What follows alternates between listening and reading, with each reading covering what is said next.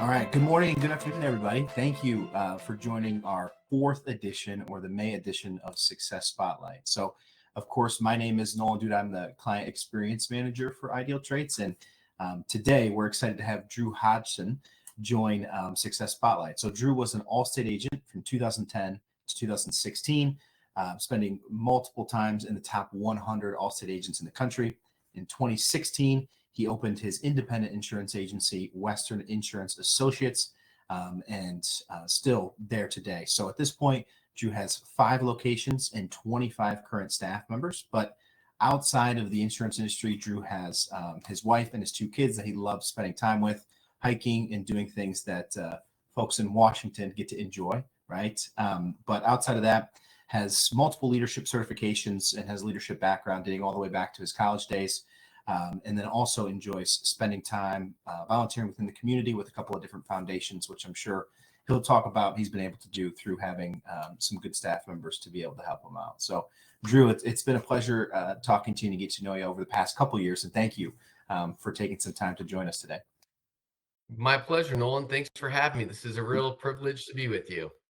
Of course. Well, awesome. Well, as we've talked about really the last couple Success Spotlights, and the purpose of this webinar series is to talk about and bring about agents that have had success when it comes to staffing and recruiting. And I'm sure that there's been easy times and there's been difficult times with staffing, but generally the first part is deciding when to hire and, putting together a job ad and these types of things. So I guess starting back to when you first started with Allstate or when you first started Western Insurance Associates, what was the first step to deciding when to bring someone on or when the right time, or was it just a situation where you were always looking for good people? Yeah, that's a great question. I think for us in our story, it's been an evolving process.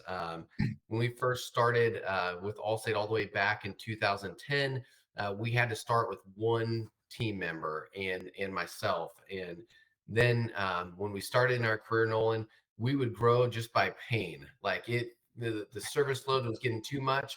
We knew that we needed to make another hire, or we would be given our goals for the year and we knew we couldn't hit those without another sales producer. So then we would go hire. It would take us, a month to get the job posted and to get applicants. And by the time somebody was up and running, you could do it in 3 to 6 months. And we always felt like we were behind. And so that's how we started. I would say it was somewhat of an emotional decision and then somewhat out of necessity. And if we progress to where we are today and how we make those decisions today, it's a totally different place that we're making those decisions from. We're making decisions now based on from a position of strength and not desperation. When you've only got one team member in your office and they leave, it's like panic mode, right?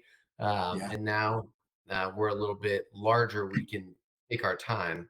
But the biggest thing that we do to decide to hire now is we do it based off of data and what is normal in our industry and kind of what's best practices in our industry. So that's what we base our hiring decisions off of now. Sure. Yeah, it makes total sense. And I think that the staffing requirement that you first met with Allstate were needing one and then growing from pain, right? And then you mentioned something that was great, right? We're hiring from a point of pain and desperation to now strength. I think that's a brilliant way to put it, right? Because I think a lot of the times you think about, hey, you never want to be in an urgent need to hire, but pain is a great way to put it. Instead, be in a position of strength, right? Which I think is great. So when recruiting, I know that one of the largest places to receive candidates from, of course, is from the job boards, and social media is becoming more popular, obviously, as each year comes on. So when creating a job ad, like how much are you putting into the job ad about your current agency and your opportunity now and then back then too, right? Because I'm sure that it was a little bit of a different environment than it is now, of course. So how has that changed over the years as the agency has grown and as you've been able to bring on people? A lot of agents that I work with or that we talk with, they talk about the difficulty of not knowing what to put into a job ad in order to get the candidate volume that they need to succeed. Absolutely. That's a great question. And Nolan, if I could, maybe I should back up and talk Sure. a little bit, to kind of just frame in how do you know when it's time to make a hire? What are the Yeah. metrics that we're using? And I will try to just keep it really simple. So we're an independent agency, and we use two things. There's an agency growth and performance standards. It's called the GPS report that comes out every 4 years, and it will tell you based on your agency size how much revenue or premium or number of accounts you should have per licensed agent, um, to be, you know, in the middle of the pack, in the top 25% of the pack. So we lean on that. And then there's another report that comes out every year, and it's the agency best practices report, for independent insurance agents, and it's free when it first comes out. If you wait 6 or 7 months, then you'll have to grab last year's. But anybody that would want to know, you can go search that and find when you should be hiring. So for our agency to just give a number, for a personal lines service manager, we need to have about $185,000 of revenue per personal lines service account manager. That puts us in line with best practices for agencies that are our size. So when we start getting above that, where our service team managers are managing $200,000 of revenue, we know that we need to hire. Yeah. Or better yet, Nolan, if we try to run a little bit below that. And if we see ourselves, so we try to run closer to like 175. If we start inching up to the 185, it's time to get an ad out there and bring Mm, that person on before we feel the squeeze. But that helps us make good level-headed decisions. Not We don't want hiring to be an emotional decision, because if you just go by the way you feel right now in this hard market, we probably, everybody on this call feels like they could use two or three more people. But using that measuring stick helps us stay in line. So um, the second thing, to answer your second question, where do we post? What does that look like? How do we go about that process? So number one, our very best hires we've ever had, often come from referrals from our current team members, yep. because we have quite the hiring process, which I'm sure we'll talk about, and pretty high standards. So if our team members are achieving that, it's likely their friends and family and colleagues are going to do well also. So we start there first, and we let our team know, hey, we are going to be hiring next month for a personal line service manager, a personal line sales manager, commercial producer, whatever it is. And then we pay that team member a $1,000 referral fee if they send us a candidate that stays for 90 days. So that's thing one. We always want to go for the lowest hanging fruit first. We also share on all of our social medias, and we try to make those posts fun and a great reflection of our culture. So I think, and I stole this from an Allstate agency, but our exact job posting says, "We're hiring, but only if you're awesome." And that's what we're able to show a little bit of our, culture and character on Yeah. social media with. And then the last thing that we do, that helps us get the largest amount of candidates, Nolan, is obviously we use IdealTraits to create our job posting, which we can talk about that in a little more detail if you want. Sure. And then we sponsor that onto the job boards. Gotcha. Perfect. And you mentioned sponsored there. I think that's a lot of great information. And I want to go back to some of it for sure. So with sponsorship, are you sponsoring every single time? And I guess if you're comfortable with it, what does your budget look like when it's time to get that job ad put together and get it posted that you're setting aside for recruiting in order for to have success from what you've seen? Sure. Yeah. So we are sponsoring every single time for every job. And right now, we're currently using, about $1,000 budget per job posting that we have. And when you do that and you put that posting in there through you guys, or your budget in there, it will tell you approximately how many candidates you might get from that budget amount. So we found we had two postings that we hired for earlier this year in March, and we sponsored $1,000 each posting, one for a personal line sales producer and one for a personal line service producer. And they each got $1,000 budget, and we had 520 applicants between the two positions. So that's a really good pool of candidates. If you just say we're going to take the top 1%, one out of 100, I mean, we're going to have five really solid candidates when you're getting Sure. numbers that big. Yeah, and those are good numbers to work with, right? To be able Yeah. to make a hire. So the average in the insurance and financial industry is about 3% of candidates that apply are hired, right? So even the 1% is working a little bit below the average, but of course, with a little bit more of a difficult market, it could be a little different. So um, you mentioned the social media aspect and making it a little bit more fun. So of course, again, Yeah. as more candidates are taking a look at social media, they're looking at the employer brand, and I think the referral sources that you have is great too. So I guess, what have you done to improve the social media side of it? Have you encouraged your employees also to leave reviews on like Indeed and Glassdoor as well as Google? And I guess, how has that impacted your employer brand as a whole?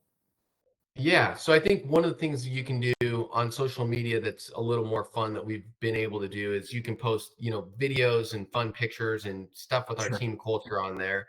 And we've had some really great videos made. We just built a new office in August of 2023 that's very trendy, and it's a fun culture. We've got a golf simulator in the back, and we've got Wow. snacks and beverage fridges and TVs. And I mean, it's awesome. And so we want to showcase that, where people are going to be coming into work so they can see what the environment looks like. So that's Sure. some things we're able to do with our social media. Yeah. Also, when you post on social media, they're only like one click away from seeing the Western Insurance social media. Yeah. And when we're hiring, we're being very mindful to make more posts that relate to our team culture and are highlighting our team members. So they're seeing more fresh content when they do go check us out, Yeah. about our culture and in our other team members that they're going to be working with. So, but that's what we're doing on social media. As far as our company reviews on Indeed or Glassdoor, I honestly, Nolan, I'm not sure that we have a ton of reviews, if any, on that. So we are Yeah. not taking advantage of that currently. Yeah. And could be, something, because when they're going, they're also looking at your website, they're looking at your Google reviews, social medias, right? And then that's just another advocate or resource they could be looking at. Obviously, if there's no bad ones there, then you don't really have a problem, right? Yeah. So yeah. So all good. All right, cool. And then the referral, I was going to ask you what the referral program was, and you mentioned it. So I totally agree that current employees can be your greatest resource for advocating for the environment and for the opportunity that's present, right? So I think that's awesome. Absolutely. Um, The last thing so I would say on that too that we do, Nolan, is we do not send out like a monthly newsletter. I would say we're sending out a newsletter closer to quarterly. Usually it's around like the major holidays, like a Memorial Day, 4th of July, Christmas, sometime in the fall, like a Labor Day ish. But when we have a position open at Western Insurance, we are putting that oftentimes in our newsletter because our clients are also great referral sources who may yeah, have experienced working with our agency and had a great experience. They themselves might be interested. We have a couple team members who were clients that are now working on our team. sure. And so that's been a great source too. Don't forget to look past your client list in some type of newsletter. Yeah. No, I think that all of that is thinking outside of the box, right? Instead of just, I suppose, pigeonholing yourself to only one resource or one avenue, you're doing all of these different things that accumulate to generating the most candidates possible, right? Not just Indeed, not just the newsletter, not just your social media, all of them combined together, as well as some other things to make it happen. So that's brilliant. And then once the candidates are coming from all these different resources, are you organizing them all within IdealTraits and then sending them the assessment? I guess, what's your process? What's the next step once the candidates have started coming in? Sure. I think maybe one step I would go just before that too. Sure. In is making sure that you're writing a really quality ad that Yeah. you're placing out there that reflects your culture and that's fun and that's different. There's so many ads out there. If you just go on Indeed and you search insurance agent in your community, I mean, I did this morning and there's over 25 job postings. So to be competitive is really challenging. So you've got to write a great ad. We start with the IdealTraits templates. I know that you guys have AI templates now. I haven't tried that yet, but we start with that template and then we go in and add things unique to our culture to kind of give it the feel for Western insurance. Then the other service that we've used from you guys is to have one of your professionals read our job posting, make any suggestions, especially for spelling and grammar. That is, I am not a strong English student, so getting that Sure. help makes us look professional, make sure it's on point.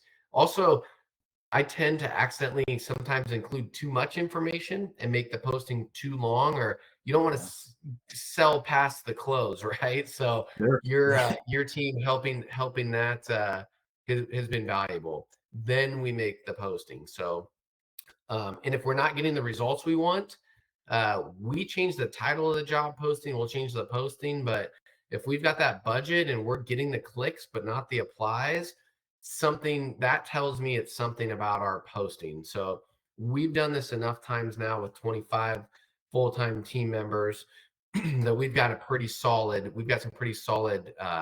postings to work with. Yeah. So I wanted to back up on that. So Yeah. Sure. once the applicants start coming in, absolutely we use IdealTraits to sort them because um, we have a first class problem right now. But when you're getting 500 applicants, that is going to take a ton of time to go through, and B, to do it efficiently and keep everybody in the same stage of the hiring process.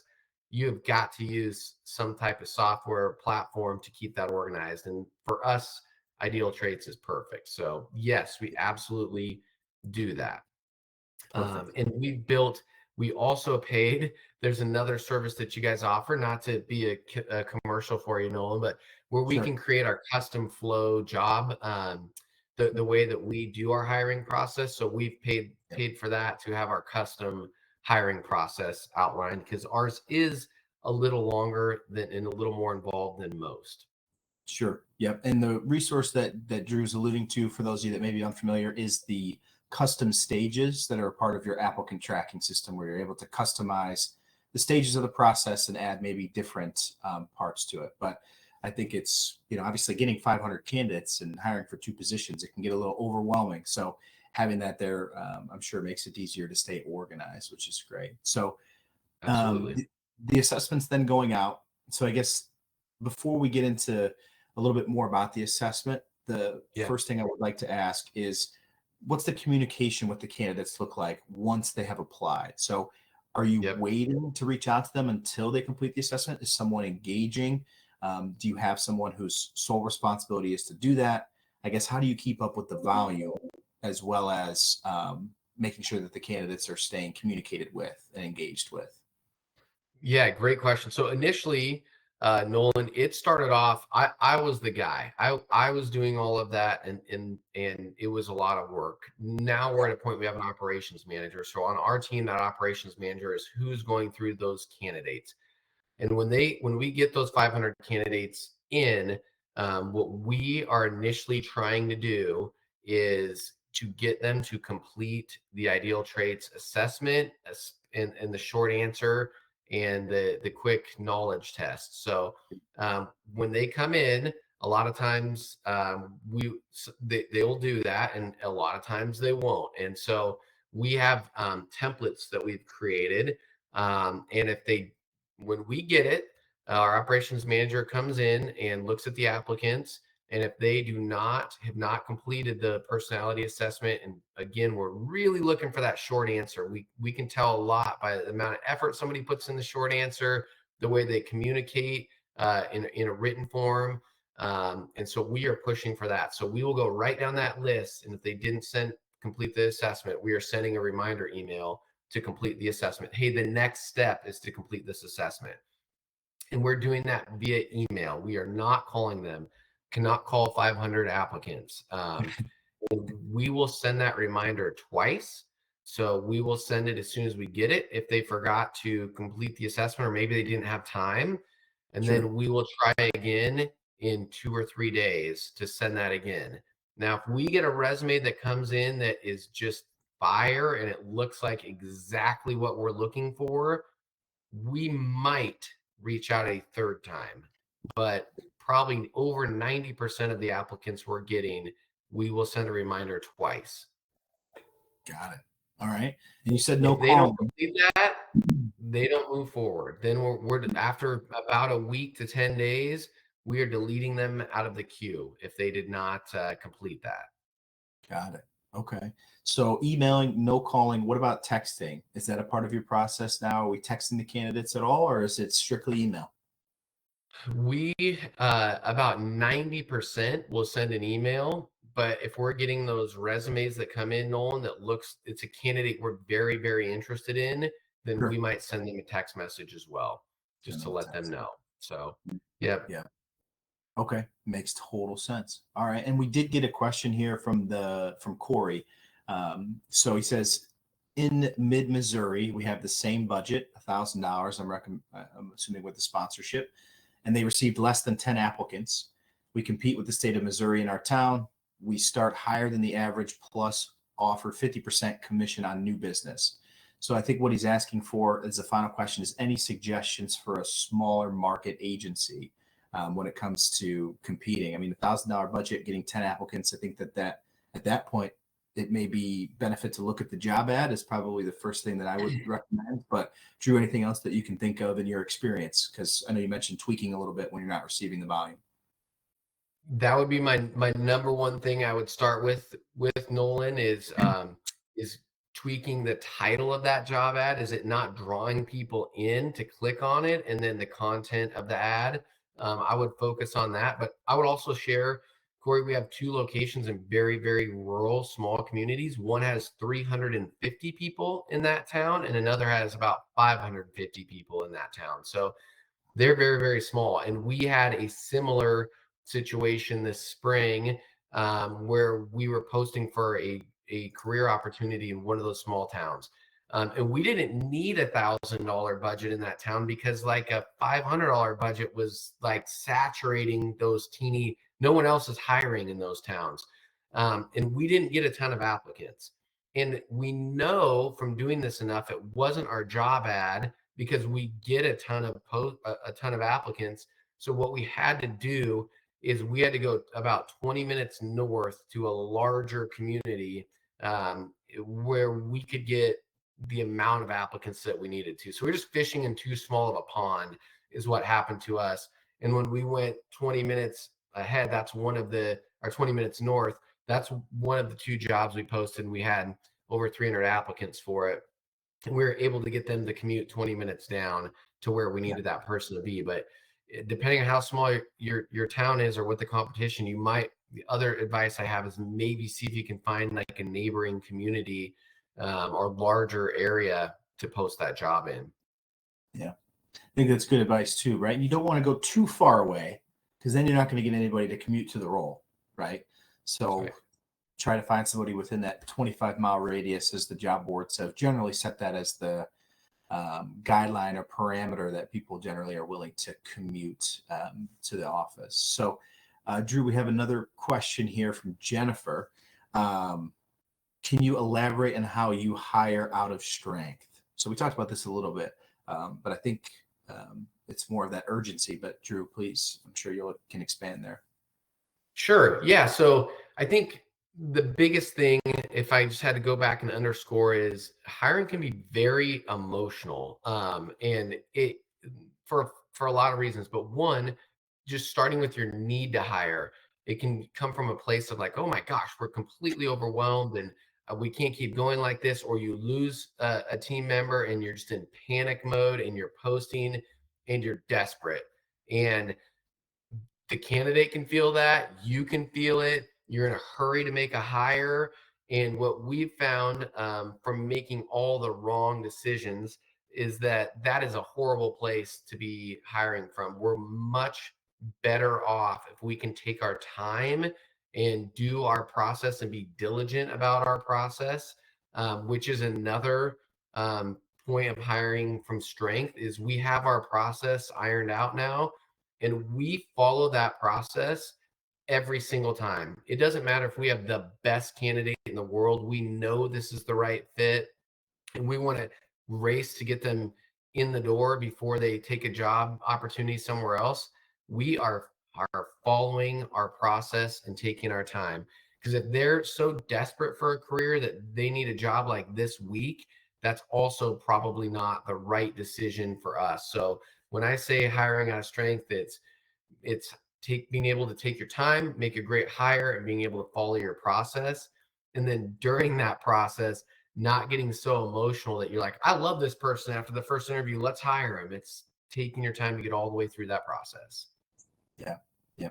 Jennifer says thank you. So I think you got the elaboration was great. So Okay. yeah. So jumping, I guess, back ahead to, we talked about communicating with the candidates and your process there and the assessment. And then once the assessment is complete, what's the next step look like? Are you and your office manager reviewing it together? Or he or she doing it independently? And then obviously you've given them instructions on how that works. Once they complete it, how much stock are we putting into the assessment? And then what happens next as a part of your process?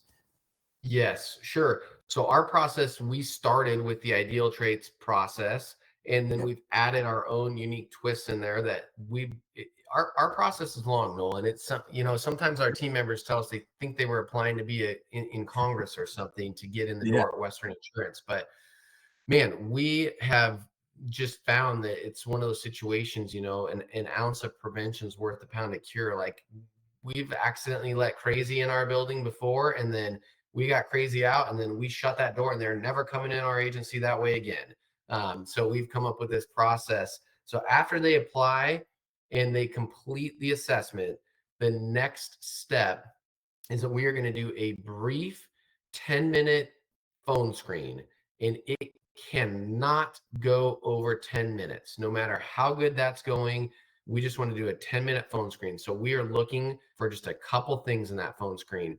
That they can set a time to have the phone screen, and that they can be on the call at the time that they said they were going to be on there. So if they're supposed to be on at 9 o'clock, that they're there at 9 o'clock. We call, they answer, we're listening. I don't want to see this person. I just want to hear their voice, because so many of the interactions this person is going to have with our clients is just going to be over the phone. So do they have energy? Do they have empathy? Are they asking, good questions? Do they sound professional? Things like that. We're listening for that. We also want to make sure during this 10-minute call that we outline our hiring process so they know what to expect from us. I think a lot of times agents can get in trouble in their hiring process because they're not communicating clearly how the hiring process works. So we just want to hear their voice, their energy level, their professionalism, and communicate the hiring process. And that's it. That's the 10-minute call. If they pass that call and they sound great and they're positive, then our next step is to schedule an in-person interview. We've also done this over Zoom, and we can be effective that way. But if at all possible, we want to try to get them physically to come into our office to see our culture, and so that we can see them, see how they interact. Are they looking you in the eyes when they're talking? Do they have good questions? Were they prepared? Are they professionally dressed? Things like that. So that's the next step, is the in-person interview. The next step that we have after the in-person interview is we send out some additional personality assessments. So we send out, in addition to IdealTraits, and this is where we do our best. This is a lot of personality assessments, but we send out a Strengths Finder assessment as well. We send out an Enneagram assessment, and we send out what's called a Working Genius assessment. It's done by Patrick Lencioni, who wrote the book, The Ideal Team Player. So we send out those 3 additional assessments and have them complete those assessments. Yeah. When we complete the assessments, the next step is we have them go to a lunch, a coffee, or an adult beverage with one of our teammates that does the exact same role that they do on our team. So if we Okay. are hiring for a personal lines salesperson, then we are going to have them go to lunch with one of our current personal lines sales team members. And I am not there. The hiring manager is not there. It is just the team member that is in their role. And we coach the candidate that every question is on the table. You ask anything you want to know. What's it like to work at Western Insurance? What's it like to work for fill in the blank of the hiring manager for Chris? What is his leadership style like? What are your guys' office hours? What's your office culture? How much money can I expect to make? What's the hardest part of your job? What do you like about it? It's a 100% casual meeting with someone in their exact role. And our goal on that is we want to make that candidate feel very comfortable and get them to lower their guard so we can see what that person is like as a person, if it's somebody that we would want to work with. And we also want to be as transparent as possible on our end, so that there are no surprises for that person of what our expectations are and what they can expect our culture to be like at Western Insurance. So that is the lunch, coffee, adult beverage portion of our hiring process. Then those team members come back and they talk to our hiring manager and they say, hey, here's what my read was on this person. And before that person goes to meet with the candidate, the hiring manager is also telling them, hey, when you meet with Nolan, I feel really good. We're looking for 3 character traits. We want these prospects to be hungry, humble, and smart. And so that's kind of like the verbiage we use in our office. And we'd say, hey, I really like Nolan. I know that he's humble and I can tell he's smart, but I can't tell if he's hungry. Like, does he have the fire in the belly? Can you try to dig that out during your Sure. lunch? And then they'll come back and report to the hiring manager, hey, I think Nolan's definitely got it. We had a great conversation. He shared some good examples. And so if that goes well, the last step that we have here is, I shouldn't say last, but this is like the last interview piece. Yeah. We schedule a dinner with that candidate and their spouse or significant other. And if they don't have one, that's great too. No problem. But we are going to take them to dinner with their spouse, and our hiring manager is going to attend with their spouse. If they don't have one, again, that's fine. But we're going to take them to a nice dinner, again, let them feel comfortable, and we want to make sure the spouse or significant other knows exactly what's going on at Western Insurance. Hey, here's how much this person's going to make. Here's what the compensation looks like. Here's the hours for this role in the agency. Here's our expectations. And it's incredible, Nolan, how often the spouse is asking most of the questions at that dinner. And Sure. we love that because we need to have 100% buy-in from that spouse. If the Yeah. spouse or significant other isn't bought in, we're going to have troubles with this person. Yeah. And so we just want to get eyeball to eyeball with them and make sure we've answered everyone's questions. We're totally level set on what this looks like. And when we take them to dinner, we are intending to offer this person the job, the career opportunity, unless we get a huge red flag at this dinner. And it's happened before.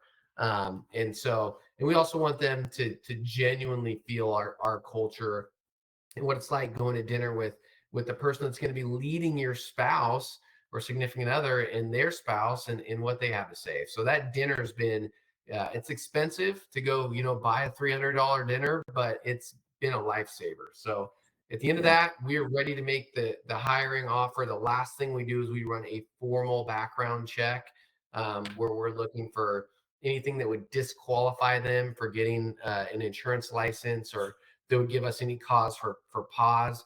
And then we make the offer.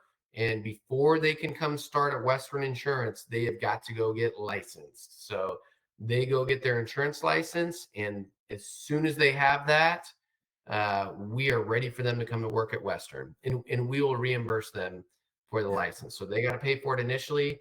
And as soon as they get it, we will reimburse them. So that is our hiring process, which is a little longer than most. But man, we get some great team members in if we can get them through that process. Yeah. What an investment too.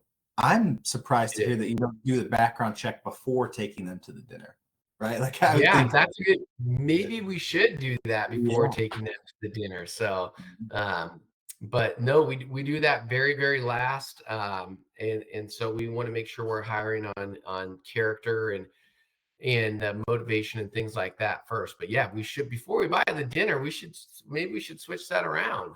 Yeah, to the background. Just a thought. I don't know. I love it.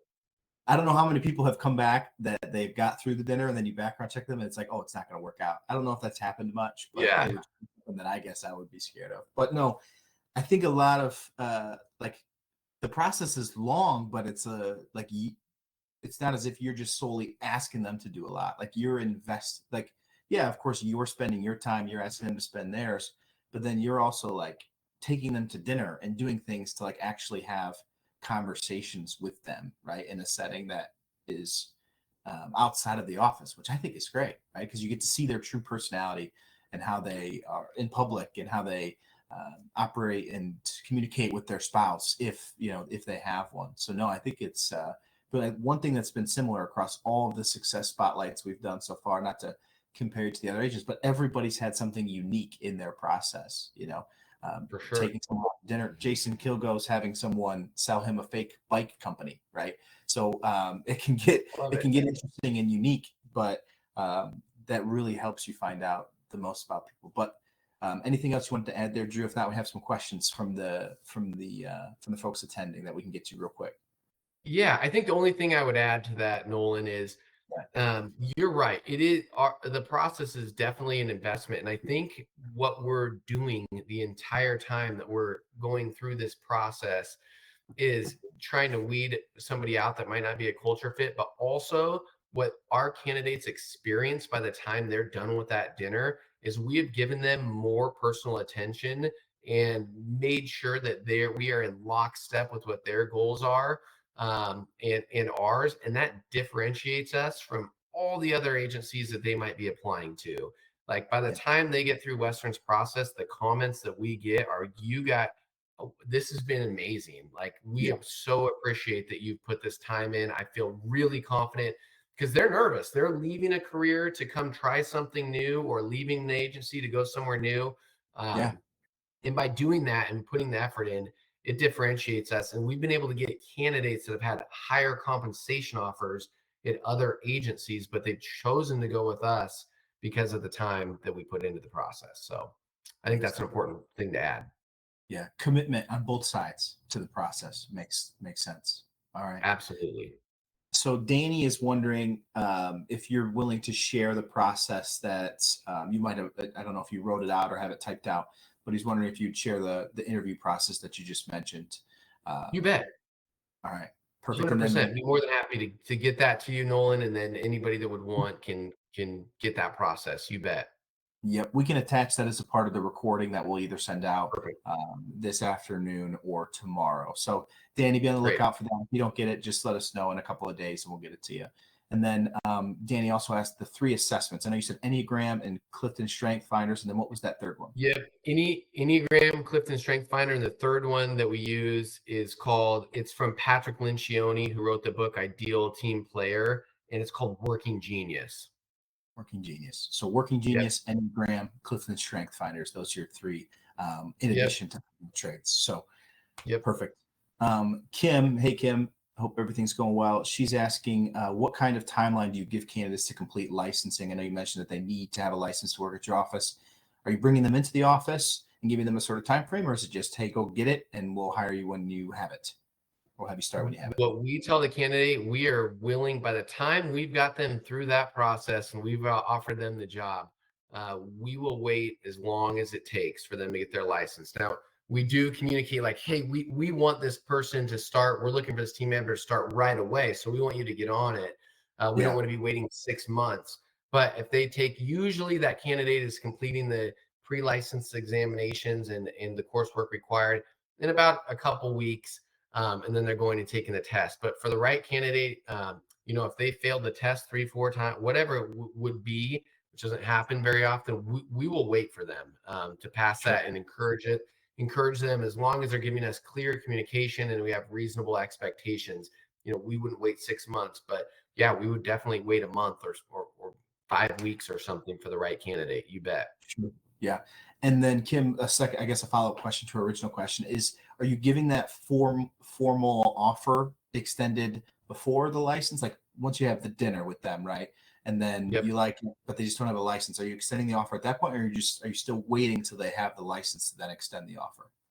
Great question. We are giving them the formal offer right before they go get licensed. Hey, here's what we're going to offer you. Here's your compensation. Here's our benefits. Go get Yeah. licensed. Then on day one, they come in and we sign a compensation agreement, and it's official. And we're off to the races.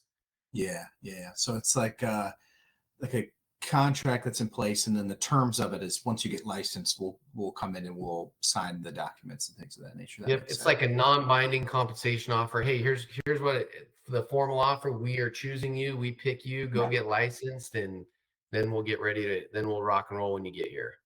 Perfect. Yeah. And I did want to touch on this because I know it's something that we might not have hit on yet, but it sounds like you're open to both licensed and unlicensed talent, which is great. And then also, if you wanted to share your perspective on remote versus in office, having 25 staff members, 5 offices, right? I'm sure you have experience on both licensed and unlicensed, remote and in office. So if you want to talk a little bit about that, I think that would be perfect. You bet. Yes. So we are completely unbiased if someone's got a license or not. And we've had advantages and disadvantages both ways. If somebody that's licensed, they potentially can come in with a ton of bad habits, which I'm sure everybody's seen that before. You can also get great team members coming in. Some of our best team members have never been licensed. Um, and we feel confident with our education and training process that we can bring an unlicensed team member on and teach them everything they need to know about insurance. So we Sure. are unbiased on that. And then remote versus in office, we are, I don't know if I would say really fortunate or not, but right now we currently have all of our team members physically in an office, and our team loves it. We haven't had anybody ask to go remote. We haven't had to do that. I will say we have 2 full-time VAs, virtual assistants, that work for our agency, and they Sure. are fully remote in Manila. And they're a huge part of our team. They do a lot of work for us, and our team members very much feel that they're just one of our team members. So they are fully remote, and we've been able to work really well with that. So I would Excellent. say we'd be open to it for the right candidate, but Sure. so far we've been able to keep it in the office. Yeah, makes total sense. And then once you get those candidates hired, right, ongoing training and the retainment of qualified and good staff, right, with how much you're investing into it, I'm sure that there's a robust training and onboarding process that's a part of it. So, training, is it handled in-house? Do you use any third parties that you'd recommend, that maybe you and your agency have utilized, maybe for a little bit or for a while, that I suppose you'd recommend people check out as a part of the ongoing training and whatnot that takes place at your agency? You bet. Great question. So we do a ton of in-house training. And as an independent agent, there's a lot of carriers. It's going to be hard to sidestep and avoid some of that. But we do have 2 vendors. We do not partner with a ton of vendors in our agency. But we have 2 vendors that we use for training that I think are the best in the industry. And number one, I got to put it number one, is RPOA that we Sure. use is just phenomenal for personal lines insurance training on sales and service. So they're watching a lot of RPOA videos, and Jeremy and Kristen do a great job with that. Maybe some of the best I've seen in the industry. The second thing that we use is Total CSR in our agency. And we use that for commercial onboarding, for personal lines. And they also offer an assessment, which is awesome for being able to judge someone's baseline knowledge, especially if they come from another agency. And as the agency owner, you're thinking, oh, we're getting a licensed agent from ABC Insurance. They should be good to go. We give them that assessment. Say, oh man, we actually don't understand what an umbrella policy is, or we don't understand commercial auto, or whatever it is. So Total CSR allows us to assess the candidates, and then once we have the results back, we can assign specific trainings on that. So that's a very good platform as well. Perfect. Makes total sense. And then Eric had asked, because I know you mentioned when you talk about remote, you mentioned the virtual assistants that you have. Do you have a Yeah. company that you use for virtual assistants? He's asking, what company you use for your VAs. Yes, we do have one that we use. So, and there's a lot of great ones out there. We personally use CoverDesk for the company that we use. Um, and we started off, they have two different programs, and most of these companies out there do. One is you can kind of, I guess, for lack of better terms, I'll say lease these VAs and you pay per piecework. So for us on the independent agent side, it costs $18 to get a home and auto quote and a replacement cost estimator back from their team of VAs that have been doing this for a while. And the other thing we had them do is it costs $5 to have them update a mortgage binder. And mortgage binders are not complicated things. That is not a licensed agent job in our agency. We can teach somebody how to do a mortgage binder in one day. So we were happy to pay $5 per mortgage binder, especially when the interest rates were so low and we were getting flooded with them. So we started that way, Nolan, just by doing piecework with CoverDesk. And then once we started using them enough that we were spending quite a bit of money, we looked at bringing that person on our team full time that only works at Western Insurance, that works just with our training, with our team members. So we started with one and then we've added a second. So, but it's been incredibly valuable in our agency because it is freeing up our licensed agents to do licensed agent work. And the things that you don't need an insurance license for, we're able to take that offshore. And our VAs, we currently are not using them. They are not contacting the customer in any way. They're doing all back office stuff. So it's been a good fit for us. One of the questions that came through was interview questions. So maybe if you're up for it, if you have some specific interview questions that you go through, including that as a part of the process and the document that you'll send over, and then we can surely send that out. Does that work for you? Yeah, absolutely. Be happy to Perfect. send that out. All right. The last question that I have for you is I ask every guest, what is the greatest piece of advice? Obviously,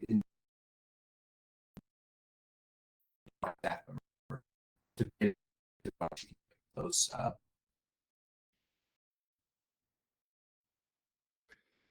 Oh no, Nolan, we're getting, I don't know if it's me or you, but we're getting some lag here in the video. But I think the question was, what's the greatest piece of advice I've gotten? And I would say for sure the best piece of advice that I've gotten in my career is to always be positive. It is going to be right now, we're in a very, very challenging environment in the insurance industry. And you've just got to be positive going through it. And you're going to have times where you feel like you're on top, and you're going to have times where you feel like you're in the very bottom. And just having that positive attitude, always looking forward toward the future, encouraging your team members, being a great leader. I think being positive is the number one thing that I would say everybody's got to always stay focused on. So it's hard to grow when you've got a negative attitude. Yeah. Can you hear me all right now? I can hear you. I got you back. Okay. Yeah. Cool. I don't know what was happening, but no, I think that's great. Being positive, being optimistic about the opportunity that's still there is going to help. So don't know why my camera keeps turning off, but hopefully you can hear me all right. So Drew, thank you again for joining us. I really appreciate you taking the time hop on and talk about your success.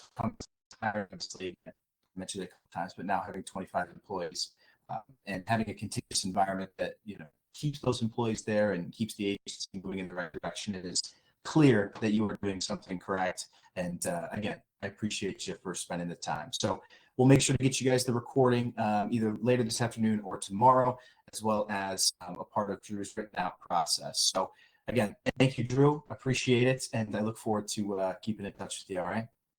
Thanks for having me, Nolan. It's my pleasure being here. Have a great day. Take care, everybody. We'll see you.